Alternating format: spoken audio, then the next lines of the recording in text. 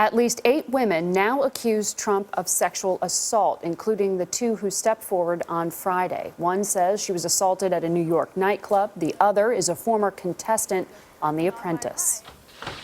I pushed his chest to put space between us, and I said, "Come on, man, get real."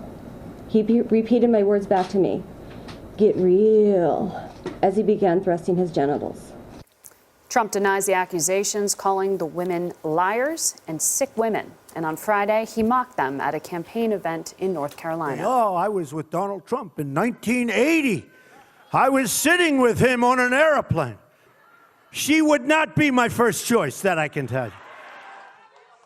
Trump running mate Mike Pence told CBS this morning that the campaign would release proof that Trump is being falsely accused. But so far, it has not shared any evidence. Hillary Clinton's campaign is the target of yet another document released by WikiLeaks. The anti-secrecy group published more emails allegedly taken from Clinton's campaign chairman, John Podesta. One series of emails shows campaign staffers asked Bill Clinton to cancel a speech he planned to give to Morgan Stanley executives. The campaign staffers feared the Clintons would appear to be too close to Wall Street bankers. Another email, this one from former Michigan Governor Jennifer Granholm, suggested that Hillary Clinton change her image that she's out of touch or in a bubble by selecting 8 occupations she is willing to spend one day working at. For example, the email said perhaps she busses tables at Denny's or works behind the counter at McDonald's. With more on the latest developments in campaign 2016, we're joined by Washington Post columnist Catherine Rampell. Catherine, good morning. Good morning.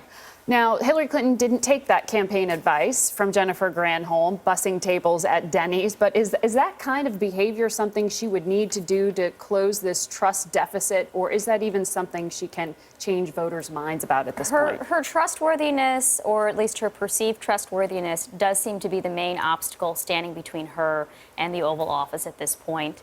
Whether she can actually overcome those negative perceptions about her is a completely separate question. I mean, you could imagine that, for example, if she had taken this advice and had gone to Denny's or to McDonald's and worked there for a day, that would have been seen as just as artificial and gimmicky and merely reinforced this perception that a lot of voters have of her. So it's hard to figure out exactly how to overcome that problem. On the other side, Donald Trump is calling the accusations against him pure fiction and outright lies, the sexual allegations. Mike Pence at this table yesterday morning said there would be more information coming out in Mr. Trump's defense. Have we seen any of that yet? The campaign did bring forward a supposed witness who claimed that he was on the airplane where the woman said that she had been groped, 20, 30 years ago, I guess at this point, longer than that.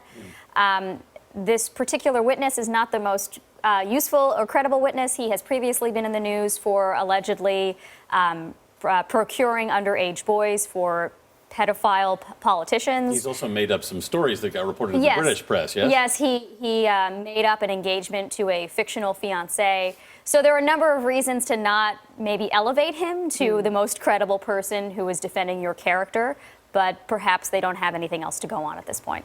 Wow. Well, on Wednesday, you've got this last debate. It's going to be, it would seem, pretty contentious with Hillary Clinton and Donald Trump facing off. Oh, it's been contentious, yes. It's hard to believe it could get even more so, but in the wake of all these suits, I mean, how do you walk into that room and move forward for Hillary Clinton? Or is it just do no harm? For Hillary Clinton or for... For Hillary Clinton. Does she just sit back and let Donald Trump try to explain this away? That seems to be working so far, in that Donald Trump has, in addressing these various allegations, doubled down on the same sorts of generally misogynistic rhetoric, basically saying, oh, I never would have sexually assaulted that woman because she's too ugly. I mean, he didn't use those exact words, but that was the implication of the soundbite you were just referring to. That does not really seem like it's likely to win over a lot of female voters or other undecided voters for that matter. So Hillary Clinton, for all I know, could just be saying, let him keep talking, give him enough rope to hang himself with. Well, that is the puzzling strategy here, because his weakness is particularly among female voters, but he doesn't he doesn't seem to be trying to appeal to them at this point. Or am I wrong? You know, I don't know what he would say he's doing. As an outsider, just observing his rhetoric this campaign, it seems as if he is not really making much in the way of overtures to expanding his base. He's doubling down on the people he knows who love him and support him and come to his rallies and cheer him on. He's feeding them a lot of red meat.